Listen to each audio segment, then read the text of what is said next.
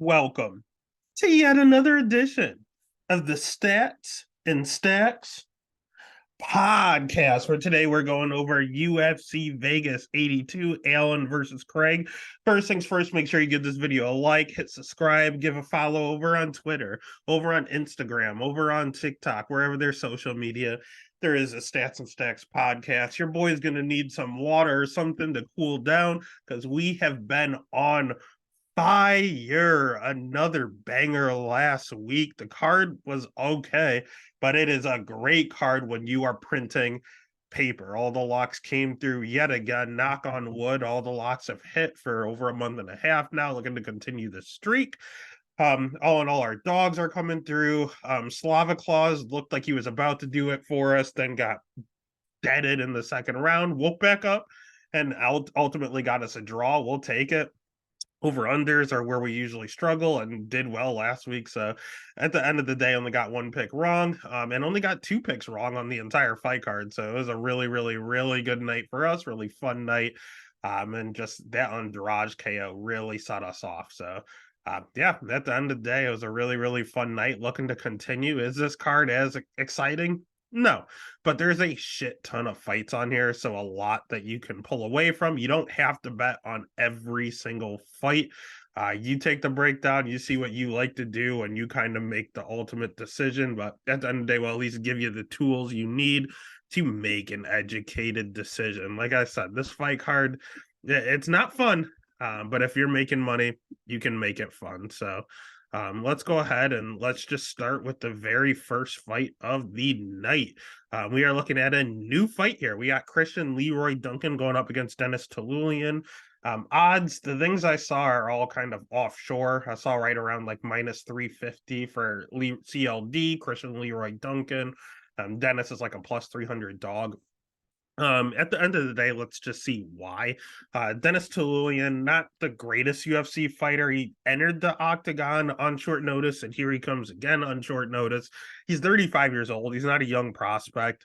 Is he a good striker? Yeah, that's his bread and butter. At the end of the day, his jiu-jitsu is not good.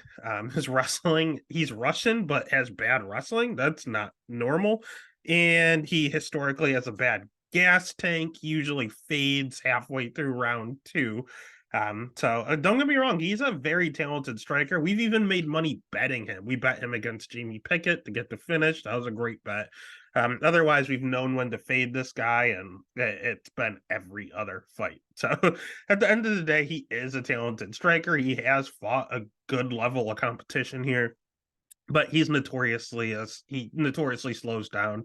He's having to come on this fight on a week's notice, and he can't do anything but strike. He throws a ton of volume while he's doing it, but he's very one-dimensional. CLD is not exactly someone that's going to go out there and exploit the grappling disabilities that Dennis has, but I think he can just outclass him on the feet, to be honest with you. This guy is a former basketball player. Granted, it's over in England, so, I don't know how their basketball is, but he's just an athletic specimen, man. He's very awkward striking, hard to predict. Can't really get anyone to emulate him, to be honest with you, but it's good. It's good striking. He has good cardio, especially for this weight class. He's a little hittable himself, so he will have to work on that, but he seems durable. He's never been knocked out, amateur or professional career. He carries a ton of power himself. He's going to have a 2-inch reach advantage with this matchup, which is nice. And Dennis loves to pressure forward and get a KO. Well, CLD likes to pressure forward too. And he's going to be the larger man out there. He's going to be able to back Dennis up. And then Dennis is just not a good look for him. Although CLD is not a good wrestler, he can hold his own. And we've seen a lot where he gets taken down and he pops right back up. He's very hard to hold down. Offensively speaking, I've seen him attempt a few takedowns. It doesn't look pretty. It doesn't take a lot to take down Dennis, but I don't think he has to. I think he can just stay on the feet, survive round one, and then he's going to pick him apart. So what's the official prediction? CLD for sure. Do I trust the minus 350 on CLD? Yeah, I do. Dennis isn't ready for this fight. Dennis is trying to get a payday, and he might get cut after this. So the pick is going to be CLD, Christian Leroy Duncan, minus 350. Throw it in some parlays. I don't hate it. I'm going to go ahead and bet CLD along the way. Next fight of the night, we have Jekka Sergi at plus 360 going up against Lucas Alexander at minus 470. Over under sitting at 1.5. Over 1.5 is minus 180. Under 1.5 at plus 125. For this matchup, we can go ahead and we can start with, let's do Lucas Alexander. He's a talented striker. He was always supposed to be on this card. I think he had someone fall out, and that's why Sergey is in there. Let's just take a look at his. That'll probably be the easiest route, right where we were. But at the end of the day, he is a good striker. He has really good cardio. Sorry for the technical difficulties.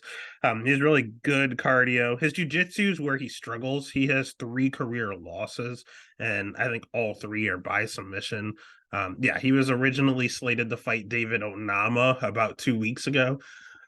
That fell off. They got him a fight 2 weeks later against Jekka Sergi, and this is just kind of we're sorry your fight fell through. Let's try to get you a dub matchup here. He did have a 4-inch reach advantage here, which is huge. His wrestling isn't very good, but Jekka can't wrestle, so that's perfectly fine. He throws a decent amount of volume out there. He's really just a point striker.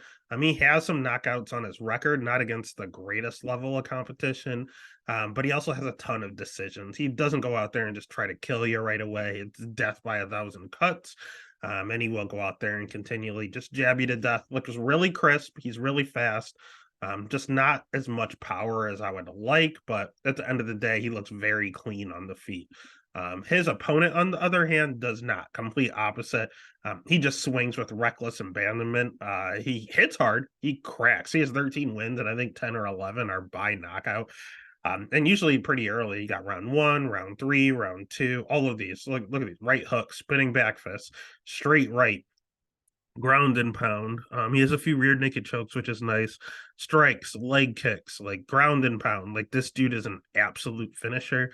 In fact, he's a key lock. He's never gone to decision. This guy is kill or be killed. He himself has a little bit of a grappling deficiency, but yeah, neither one of these guys are wrestlers. So we're just gonna see a stand-up war between one guy that swings wild shit, and one guy that throws everything pretty clean and down the middle, just not a lot of power. Sergey does have a tendency to slow down in his fights. All of his losses are like round 4, round 2. Later on in the fight is usually when he gets exposed. He's also taking this fight on short notice. Yes, Alexander wasn't ready for this fight, but he was ready for one 2 weeks prior, so he was still in pretty decent shape here. And Sergey has really low volume. He has a ton of power. He throws with heat, but it's very little, few and far between. And also, I hate all the taunting he does. He does all this blowing kisses and putting his hand behind the back. Like, there's too much just showmanship going on with Sergey. Sergey's out there to make memories. He's not out there to get a W, and you can't trust that guy. That's why the value is where it is at plus 360. Am I looking at it thinking he has a puncher's chance? Absolutely. However, Lucas has never been knocked out before. He's been subbed every time, so I think the streak continues. I think Lucas is going to win. I can't say it's inside the distance. I can't say it's going to be a decision, but I can say Lucas is almost a shoe-in to win this fight unless he gets clipped. So at the end of the day, I'll take the talent. So the pick is going to be Lucas Alexander. Do I like almost minus 500? Absolutely not. Do you want to parlay it with stuff? You can, but it could be dangerous. I think this is a sheer stay away. But the pick is going to be Lucas. Gun to my head, I'm going to bet Lucas probably by I'm just going to bet Lucas and eat the chalk. All right, next fight of the night. We have an interesting one where I've gone back and forth. We have Charles Johnson at plus 115 dog going up against Rafael Estevam at minus 135. Over under at 2.5. Over 2.5 minus 245. Under 2.5 at plus 185.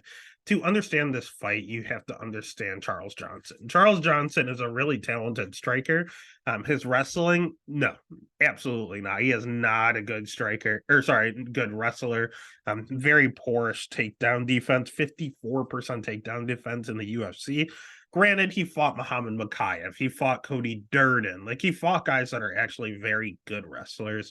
He fought Jimmy Flick. He fought Zalga Zamagulov. All those guys can wrestle. And the good news is, yes, he has 54% takedown defense, but he has a great get-up game. If you get him down, he doesn't just get tapped out down there. He gets right back up. You can back him up, which I don't like because it doesn't look great optically to the judges. And that's why he has a lot of split decisions, split to Ode Osborne, split with Zalgas. Like he has a lot of split decisions just because he's not really a good optics fighter. But the main optics that's been going on in the UFC is just sheer damage and sheer striking. And this dude throws a ton of volume out there. His jiu-jitsu, he has a few chokes on his record, and he's able to stay defensively sound when you take him down. So his jiu-jitsu is not bad, but he's known for his cardio. That's the best part of this guy's game. For 15 straight minutes, he's going hard. From bell one to the final bell, you wouldn't know which round it is if you watched out of order, because this dude has cardio for days. I mean, his nickname is literally energy because he just never, ever, ever stops moving. That's honestly the biggest facet of his game. Have a ton of energy, throw a ton of volume, and try to outpoint you. On the other side, we have the opposite in Rafael. He's 27 coming off of Dana White's Contender Series. I generally try to fade Contender Series fighters making their debut, but he's 11-0 for a reason. He trains over at Nova União, which is a great camp to be at. He pulled out of his last fight because of a bad weight cut, though. So that's concerning. We definitely want to watch the weigh-ins here. But he's a really good wrestler, and he's a really good jiu-jitsu practitioner. His striking, he'll throw some bombs, but it doesn't look like he wants to strike. It doesn't look like he looks comfortable. He wants his fight on the ground, and that's where he feels comfortable. I mean, even his Contender Series fight, the other guy can't strike to save his life. All he can do is submit you. All of his wins are by submission.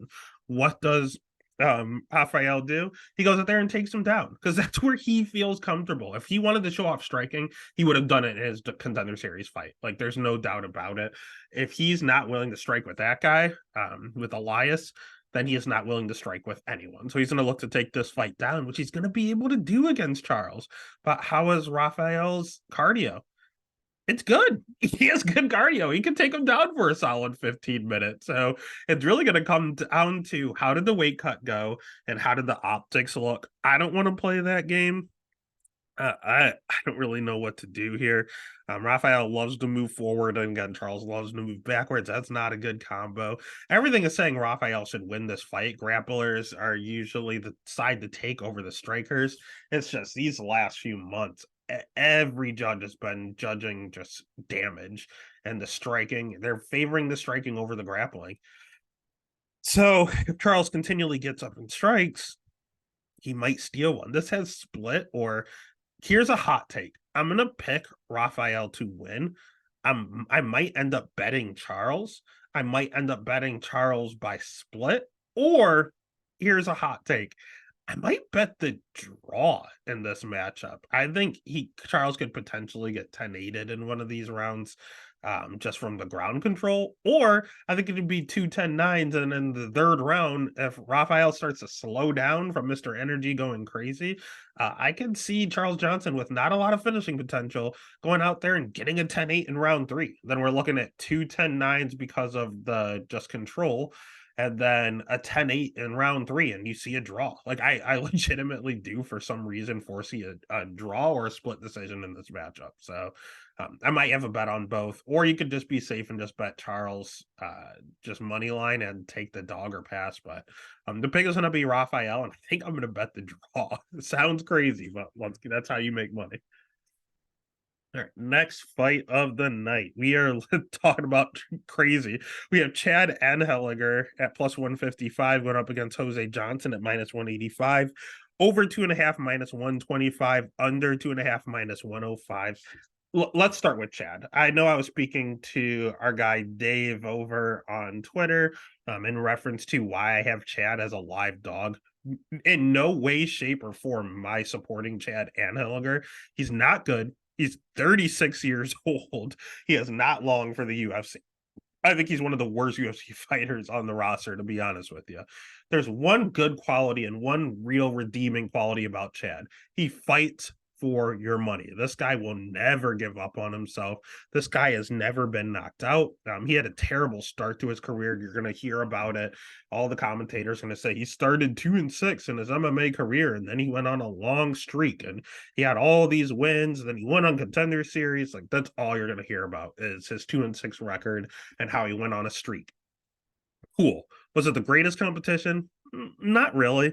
Is his striking okay? Yeah, his striking's good, but he carries his hands a little low. I don't like that. Is his wrestling good? I've seen him try to utilize it offensively. Defensively, it's a liability. It's a 47% takedown defense. He's a slow starter, man. This dude never wins round one. He goes out there, and in his UFC career, he lost round one to Haley Alatang. He lost the first round to Jesse Strader. He lost the first round to Muin Gaffarov. Like, he always loses the first round. And then he keeps fighting for your money. He is just a straight up dog. If I can say anything about Chad, it's that he's scrappy. You ever have those kids in like high school that are not good fighters, but like were perceived as a good fighter because they're just real scrappy? That's this dude. That's Chad Ehlinger. He's not good, but he will not stop. He has a good gas tank, and he is coming nonstop. So if you run into anyone that fades a little, they're in a little bit of trouble if they don't put him out early. Enter Jose Johnson. Jose Johnson is the complete opposite because he's a fast starter. He goes out there, and the first round is usually his best round. He has a ton of round one KOs. He hits hard. He's a real little skinny guy that hits like an absolute truck. I mean, you just look over his record. He has a decision over Jack Cartwright in the Contender Series. But before that, round one KO, round two triangle choke, and his jiu-jitsu's not that great. It's all right. We see a decision. We see round one KO. We see round one KO. We see round one KO. Like, he just goes out there and demolishes people in round one. But if you look at his losses, Mano Martinez was able to sleep him. We saw him get tapped out by Damon Blackshear. We saw him decision by Ronnie Lawrence. He's fought a pretty decent level of competition, and mostly on the regional scene, to be honest with you. But you can finish this guy a litany of ways. He's not invincible. I mean, the guy's record is 18 and 15 and 8. He's less than 500, and most of his fights are on the regional scene. He has a 500 regional scene record. There's a reason. He's okay everywhere, but I don't know, man. His jiu-jitsu is questionable. His striking's good, and he will have a 7.5-inch reach advantage here. That's concerning, backing Chad. But he's rocking a 30% takedown defense. Like, it's bad. If you want Jose down, Jose goes down. His cardio's not bad. It's okay. And he'll mix in wrestling from time to time, but he's not good at it. He just does it to try to, just kind of steal around. But he's predominantly a striker in my eyes. Even though he has some subs on his record, even though he has some takedowns, he looks most comfortable on the feet, and it's most comfortable in round one. He doesn't gas. That's not what I'm saying, but he does slow down a little bit. And if he starts to slow down against Chad in a matchup where they're both just scrappy, honestly, I might favor Chad in the later rounds. This one could also be a split decision, to be honest with you. But instead of trying to bet that, I'm just going to bet Chad straight up on the money line. And the best part is he will lose round one. If he goes out there and gets sparked round, so be it. Because I'm not betting this right now. I am betting this I can guarantee you Chad either loses in round one or he loses the first round. And as soon as he loses round one, you're not going to see any better value. You're going to see some crazy numbers. And I have live betting Chad Ehlinger. So the pick is going to be Jose, but the bet is going to be Chad after round one. As long as he survives round one, I'm going to go ahead and place money on that dude to get the job done. Next fight of the night is probably the Twitter civil war here. We have a Jonathan Pierce going up against Joe Anderson Brito. Pierce is a minus 130 favorite, while comeback on Brito is plus 110. Over under sitting at 2.5. Over 2.5 is plus 140. Under 2.5 at minus 180. Heesh. Let's start with Jonathan Pierce. JSP is good, man. He's at fight ready, which I love. He has really good wrestling, very good wrestling. His striking's not half bad. He throws a lot of front teep kicks. He'll keep you at bay, measures distance pretty well. Like, he's not as, I remember him being a bad striker. He's not. I went back and did fight tape, and he's a decent little striker. His cardio's fine. It checks out. His jiu-jitsu's good. I think he'll have I don't know. I wouldn't say a jiu-jitsu advantage here, but his jiu-jitsu is very good. Only problems with Pierce is that although he has good offensive takedowns, he does rock a 59% takedown defense. So you do have to be cognizant of that.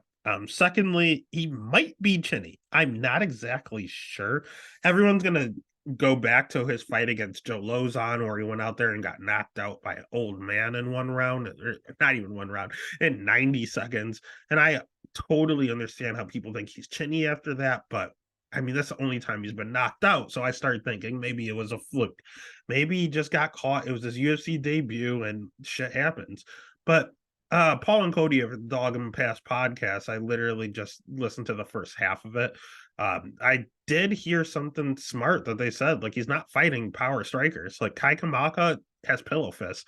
Omar Morales knocks out nobody. Christian Rodriguez took that fight on short notice up a weight class. Like that's no, it's not supposed to go out there and knock him out. Laquan Americani, no, he's a grappler. And Darren Elkins, I don't think he's ever knocked anyone out either. So, he hasn't been knocked out since his UFC debut, but he's fought literally no one with knockouts on their record. So, it's kind of hard to get knocked out if everyone you're fighting has pillow fists. So, the question is he chinny or is he not?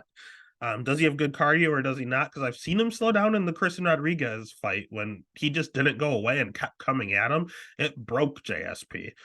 But I don't really fear his cardio. I do fear his chin, though. If he fights someone who hits hard, is he going to survive?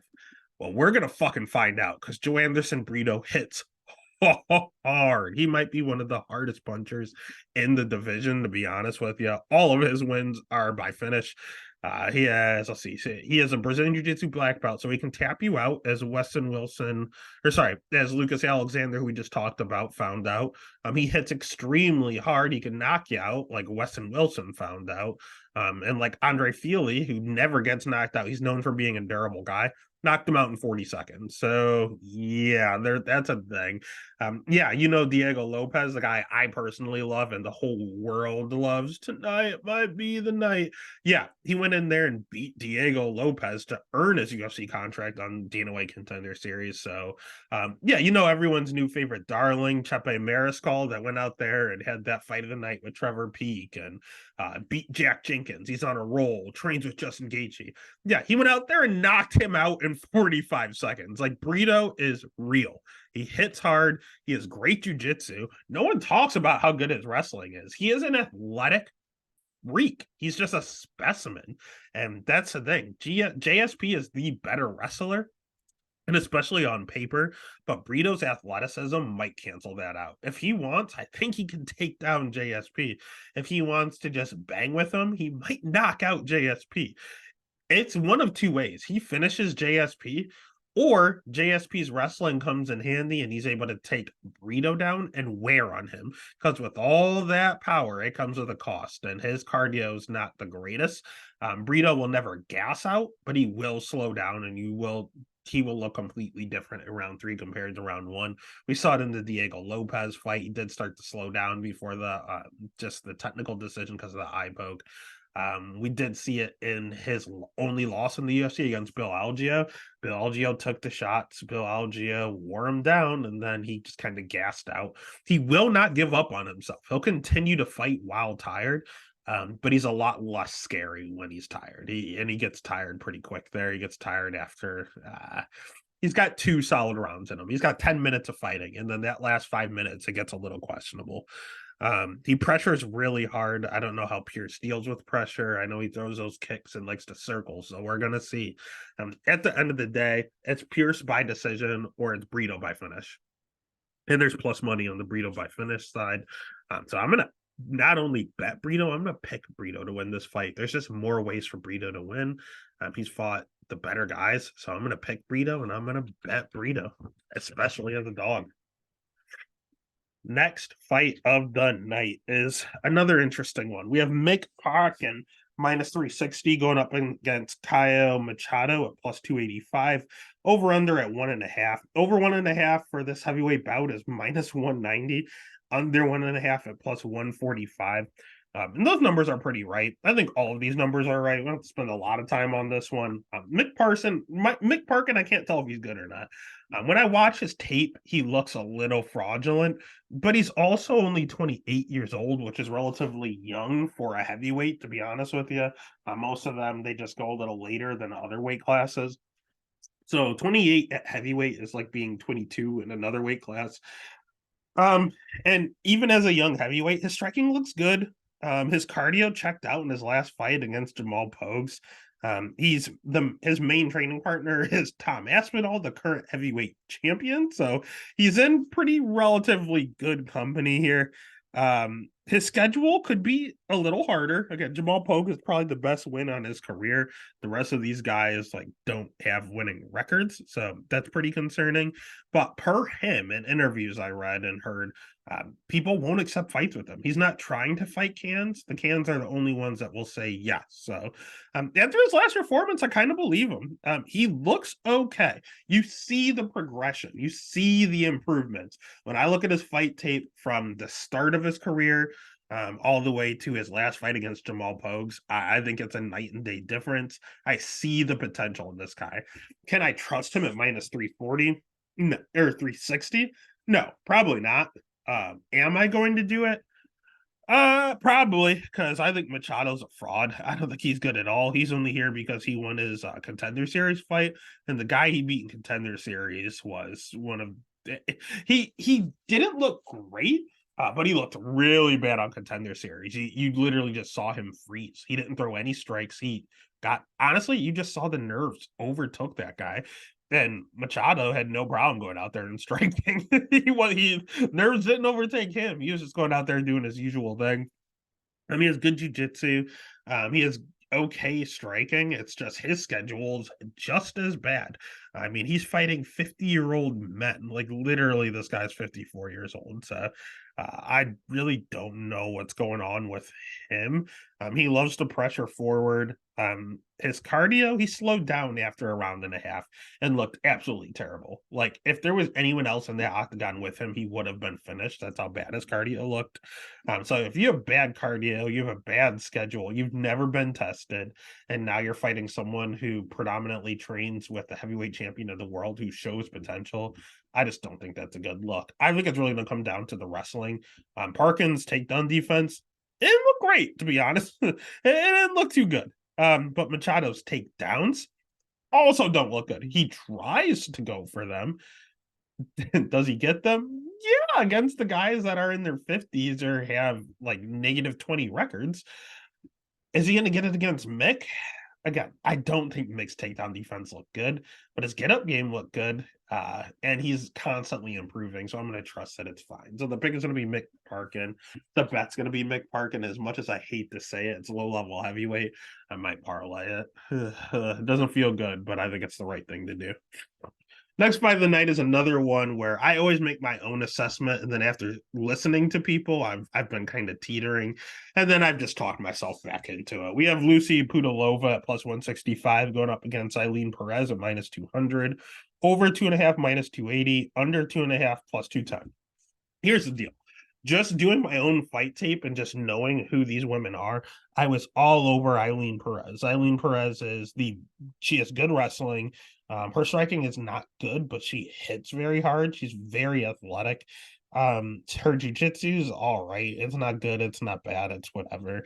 But really all I think about when I see Eileen Perez is her last fight, when she changed her nickname to Nurmagomedov and went out there and took down Ashley Evans Smith 10 times.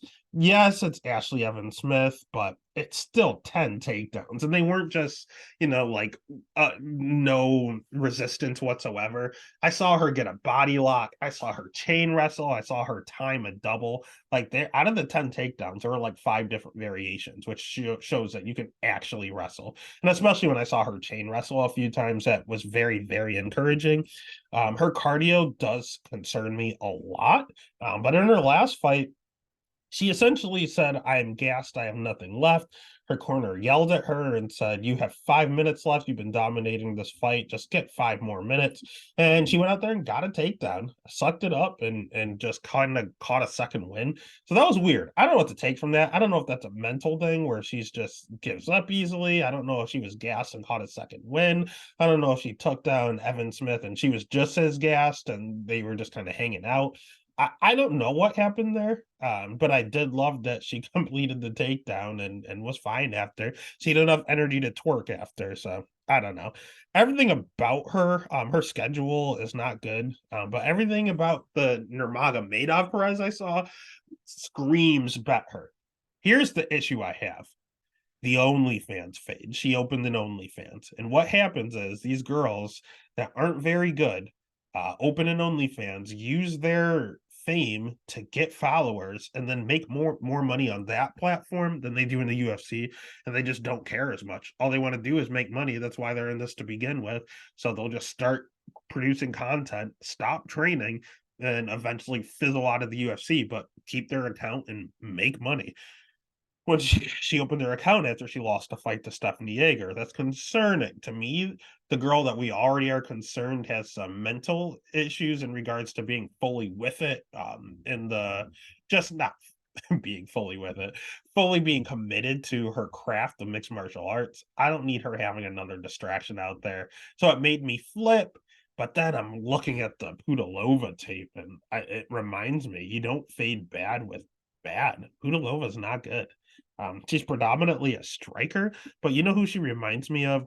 D1 Casey, because D1 Casey was a striker.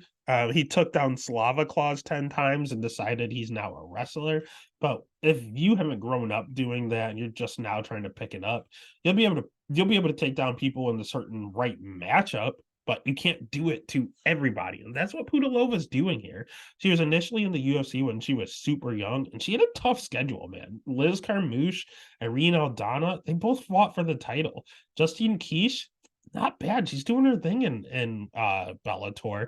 Antonina Shevchenko, eh, not the greatest luck. I'll give her that. She probably should have won that one. But at the end of the day, and especially getting choked out by her. But at the end of the day, she was super, super young. That was 2019. She's 29 now. So she was just a child at that point. Um, I don't know, man. She was a striker. She has a 2.5 inch reach advantage here, but now she shows off her wrestling and ground game. She came back to the UFC. She took down Yanan Wu, which is kind of easy to do, and then just beat the hell out of her. Vicious ground and pound and got the job done. Jocelyn Edwards also is notorious for having bad takedown defense, and Pudilova came out there and took her down multiple times. The thing with Pudilova is she's a little hittable, and she herself has 60% takedown defense. That's not a good number going up against an Nurmagomedov. So at that juncture, do you trust the OnlyFans girl with the good wrestling but suspect cardio and isn't fully committed? Or do you trust the girl that's been working on her ground game, working on her jujitsu, should have a striking advantage, but has really bad takedown defense and just doesn't physically have the physical tools to keep up? I think I'm gonna have to go with my OnlyFans girl and just stay true to what I had initially. I not be scared of it. Keep an eye on her. See if her cardio goes. If she starts to fade during the fight, definitely keep your finger over that live bet button. But I'm gonna have to trust the newly minted, self-proclaimed Nurmagomedov. So the bet is gonna be Eileen Perez. The bet's gonna be Eileen Perez. I always trust wrestling. Next fight of the night is a weird one, man. We have Nicholas Mata at minus 135 going up against Trey Ogden at plus 115. Over on there sitting at 2.5, over 2.5 minus 110, under 2.5 minus 120. I'm not a fan of this fight. I want to breeze past this fight. I think it's one of the worst fights of the night. Nicholas Mata, good striking. Okay, Brazilian Jiu Jitsu. He's a little hittable, which isn't good, especially because he's chinny. He has 5 career losses. He's been knocked out in 4 of them. That's not exactly a good percentage there. He does have 100% takedown defense. That is key in this matchup. And his cardio is actually pretty good. It's just his chin. It's not like he gasses out. His mouth is, he's breathing all heavy out his mouth and he gets knocked out. He just got a bad chin. If you touch it, he goes out. If you die, you die. It's essentially what happens there. But he has a ton of power, and he's knocking everyone else out as well. He has 13 wins, and I think like 9 of them are by knockout. He's at Extreme Couture, which is a really good camp. That's where Sean Strickland and Chris Curtis are. Like, he's got everything. He's got the power. He's got the striking. He's got the takedown defense. He's got it all. He just doesn't have a fucking chin. If you touch him, he goes out. Good news for him is that he's fighting Trey Ogden. We talked about people with pillow fists earlier. Trey Ogden has never knocked a man out in his career. He has 16 career wins, 0 are by knockout. So at that point, he's more of a jiu-jitsu ace. We haven't seen a lot of it in the UFC, but from what I've seen on the regional scene and what I've seen a little bits and pieces in the UFC, dude is good on the ground, very smooth. Very offensive on the ground. He'll have a 1.5 inch reach advantage here, but that's not going to be anything because, again, his wrestling's not good. So it kind of sucks when your best quality is your jujitsu, but you can't get it there. Someone needs to take you down, or you have to luck into a takedown, or you have to pull guard. None of that sounds good against a scary, powerful Brazilian and Mata. Ogden is also hittable himself. I don't believe he's ever been KO'd. I think all of his losses are by decision. He's been submitted a few times. Yeah, he's never been KO'd, which is nice. So you have the guy with a bad chin that KOs everyone going up against a guy with a good chin that has no KO power. Wrestling is a wash, and Moda will be able to stuff every takedown. Ogden loves to just leg kick and counter, and I don't think that's a good approach against Mata. Ogden does have good cardio, but so does Mata. So at the end of the day, they're both hittable. I'm going to take the guy that's hitting harder, which is definitely going to be Mata. Does he put him out? Probably. If he doesn't, it's not a bad money line at -135. So I'm going to side with Mata, especially just because of optics. He hits harder. He throws a little more. He has 100% takedown defense. It just looks better to the judges. Pick his Mata, bet it's Mata. Then that takes us to the next short notice fight. We have Euros Medic going up against, God help me, my Tikbek Oral Buy. The odds aren't fully out on this either, but I do know that Euros Medic opened as the favorite and is now the dog. I'm pretty sure Orabai is like a -160 favorite now. And you're thinking the guy that took the fight on 1 week's notice is the favorite. Yeah, because he kind of looks real, to be honest with you. He fights at LFA currently, which is like one of the premier regional scenes you could be on. Whenever I see LFA or I see CFFC, like I think they're legitimate right off the jump. And he has three LFA fights and three LFA wins. 2 LFA finishes. The guy is predominantly a striker and hits very, very hard. But I've seen this guy chain grab one a few fights. Like, don't sleep on this guy's wrestling. I was actually impressed with what I saw on there. Again, chain wrestling gets me going. I get fucking hard for chain wrestling. If you can put down, if you can just time a double leg, that's nice. But if your first initial takedown gets stopped and then you keep going and eventually get them to the ground, you're the tits. Love it.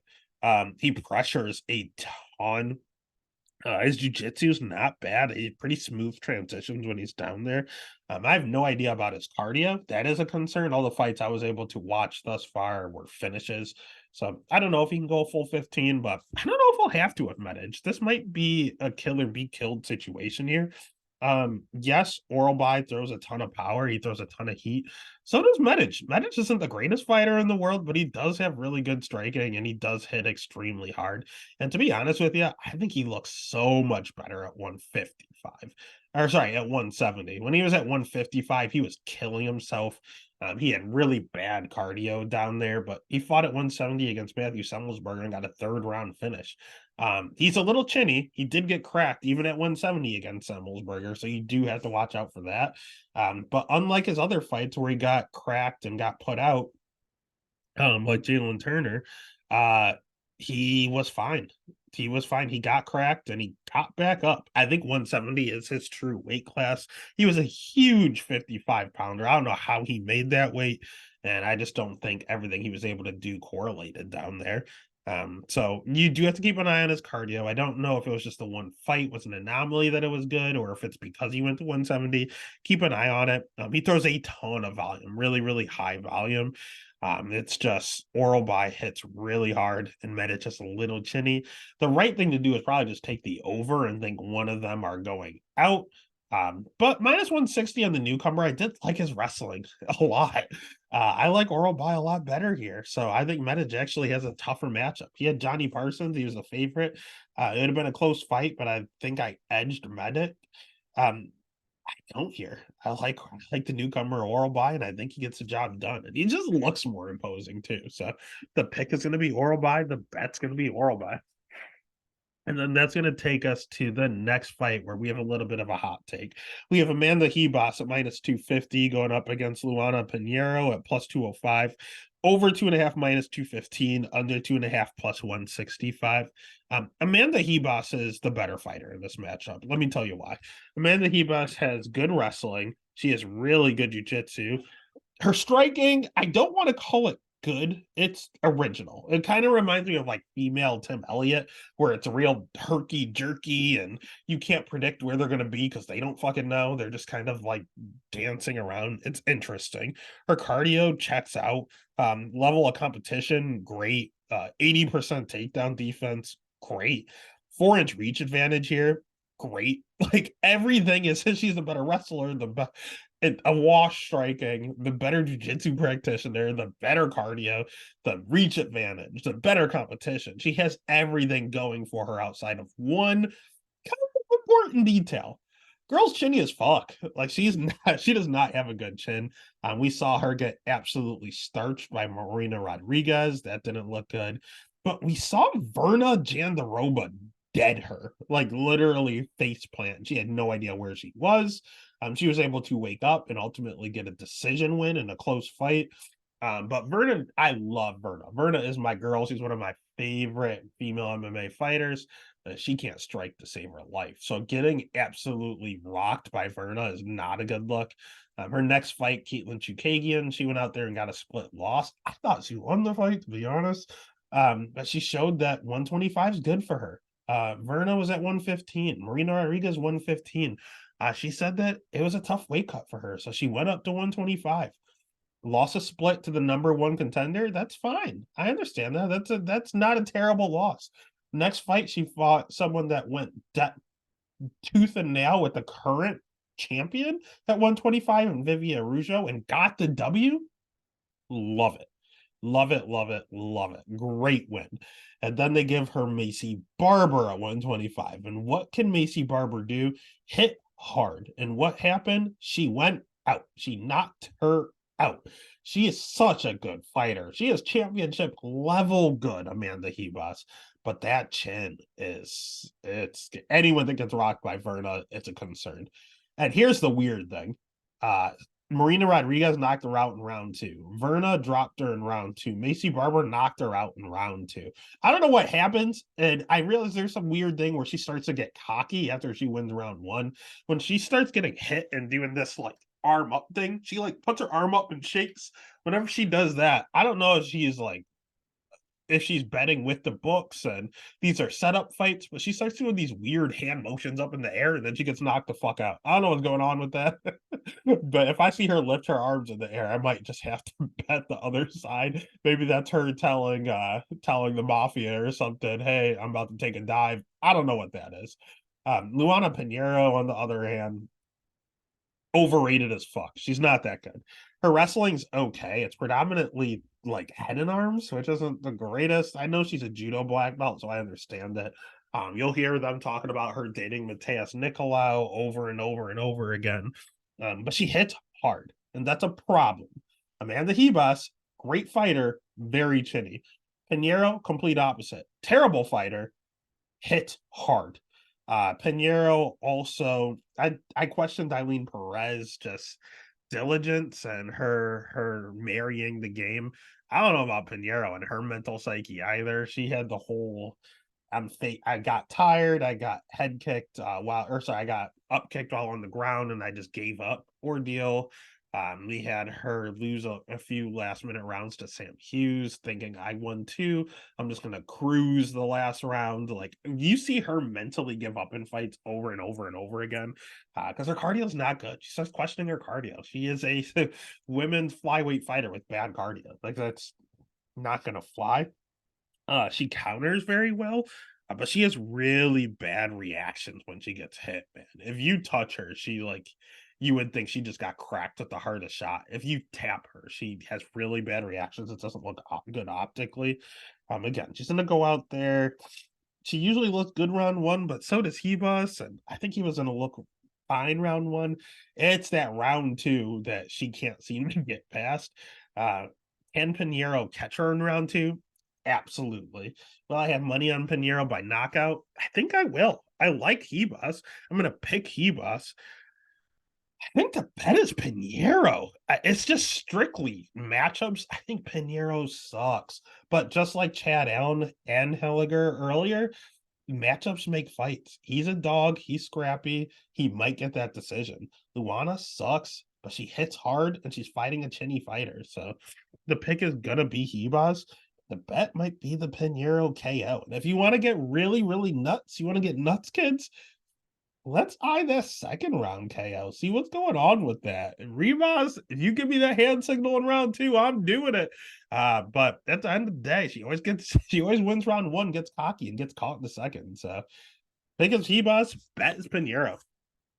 All right. Next fight of the night. Sheer value. Sheer value. Peyton Talbot minus 850. Nick Aguirre plus 575. Over 1.5 minus 195. Under 1.5 plus 150. Peyton Talbot looks like the goods, but he is a kid making his debut in the UFC. No way, shape, or form am I betting a 25-year-old at minus 850. Fuck no. I think he has really good striking. Apparently, he has sneaky good jiu-jitsu that we haven't seen yet. He has godly cardio. He won on Contender Series, looked phenomenal against Tracy Cortez' little brother. He pressures you like crazy. He just marches forward. He throws a ton of volume. He's durable as all hell. And again, 91% takedown defense. And was it Jose Cortez went 1 of 17 on takedowns, and he's a state championship wrestler. So at that juncture, yeah, this guy is very, very, very good. Cons with Talbot is one, he's 25 and he kind of fights like it, especially because he gets hit a lot. He gets hit a ton. He's got that 25-year-old chin where he eats it and you wouldn't even know he got hit. Like he has no change of emotion. He doesn't back up. He just keeps going forward like you never even touched him. It's very frightening, very Terminator-esque. And then he breaks you. He doesn't have one hitter quitter power. He goes out there, he lets you hit him. He walks through it and doesn't even blink or bat an eye, hits you back repeatedly until you eventually give up. That's how he fights. One of these days, someone's going to crack him and put him out. Is it going to be Nick Aguirre? Nah, it's not. Nick Aguirre, I love the guy. I think he's a lot better than people give him credit. This is a horrific matchup for him because Nick Aguirre is predominantly a grappler. He has really good jiu-jitsu.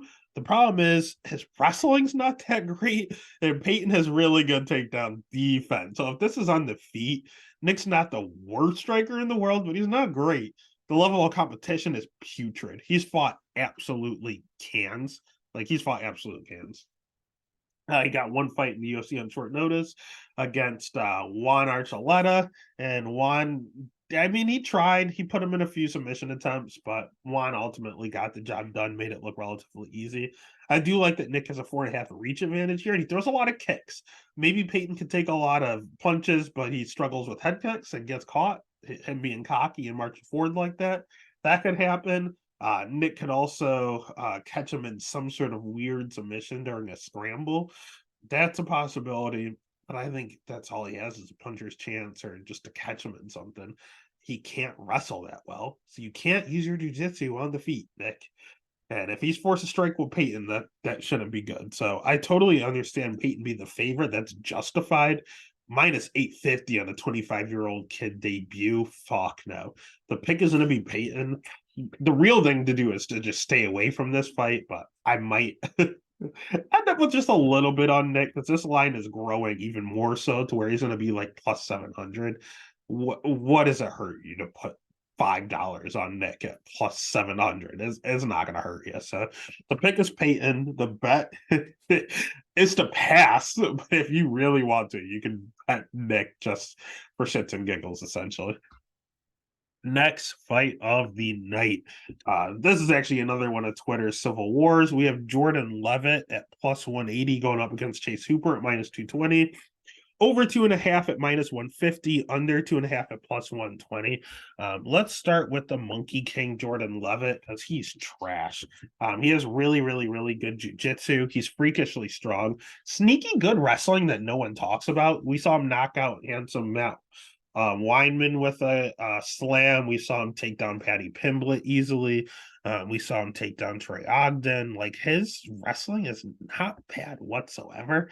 His striking's putrid, and he has terrible volume. He throws like one significant strike per minute. and they're usually just a leg kick. Like all he does is spam leg kicks. That's all he does. He won a fight by split decision against Trey Ogden, throwing nothing but leg kicks and an occasional jab. And I shit you not, there was nothing else there. Leg kicks and a jab per every 3 minutes, and he won. Like that's that's how he won. You can back him up because he does not like to get hit. He hates getting hit. His cardio's terrible. He will look fine round one and then slow down and just ultimately gas out. We saw him gas out in the Claudio Puelles fight. We saw him gas out in the Paddy Pimblett fight. If you take him into deep waters, he will fade. So at the end of the day, he's an okay wrestler, pretty good jujitsu, and that's all he has. It's a one-trick pony. If this was 2005, he'd be great. 2023, no, not going to work. Don't get me wrong. Chase Hooper's nothing to write home about. He's only 24 at this point, I want to say. Oh God, they use such a young picture here on Tapology. Yeah, he's still only 24. He's been in the UFC for quite some time now. I guess 6 years now. I know he was 18 when he was signed. His jiu-jitsu is good enough to not get subbed by Jordan Levitt, and that's huge. His wrestling, it, his entries to his takedowns have improved a ton.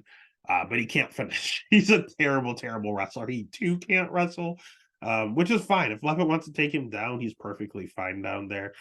But while they're on the feet, he's going to have a 3-inch reach advantage here, and he throws a ton of volume, like ungodly amounts of just sheer pressure and cardio. He doesn't stop throwing. Like he throws and throws and throws until you're overwhelmed and ultimately you get finished. It's not that he hits hard, and it's not that he's a good striker, but he just throws with reckless abandonment. It got him knocked out against Steve Garcia. Steve pieced him up and put him out. It got him rocked a few times against Alex Caceres, who was a very skilled vet and striker.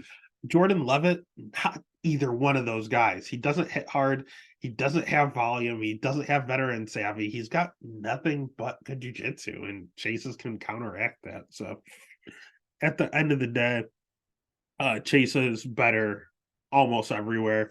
Minus 220, I'm not a fan of that. I think that line's a little rough, but I'll take it at this point. The pick is going to be Chase Hooper. The bet's going to be Chase Hooper, and it might be Chase inside the distance, to be honest with you. Then that takes us to the co-main event of the evening. If you haven't already, what the fuck are you doing? Hit the subscribe button, hit the like button, give a follow over on Twitter, Instagram, TikTok. We're taking over one platform at a time. We have Jake Matthews at plus 230 going up against Michael Morales at minus 285. Over under at 1.5. Over 1.5 minus 200. Under 1.5 at plus 155. Let's start with Michael Morales because he's the future, baby. He's good. He's very, very good. We talk about Chase Hooper being 24. This kid's also 24, but he's a polished 24. His wrestling is insane. And he was on the junior national Ecuadorian national wrestling team or something weird like that. Some weird exclusive title that sounds made up, but it's real because his wrestling, his takedown defense is great. His striking is great. He's going to have a 7-inch reach advantage in this matchup. Woo-wee! He has good cardio. His jiu-jitsu is fine. We don't really see it a lot because his wrestling's that good. You don't see it.